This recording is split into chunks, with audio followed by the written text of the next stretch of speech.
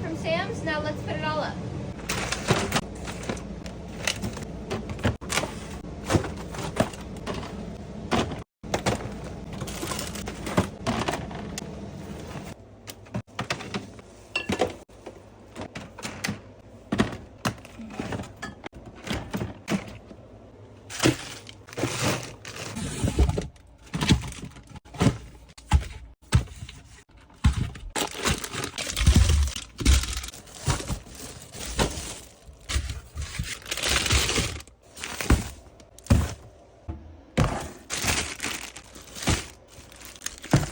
Here is what all our groceries look like in our fridge. It is literally crammed in there, and one of our fridge things broke, so we have even less room. We never get anything for the freezer because it never lasts that well on the drive back home, but here's our crammed cabinets. Feeling so blessed. But that's everything for today. Make sure to follow. Bye!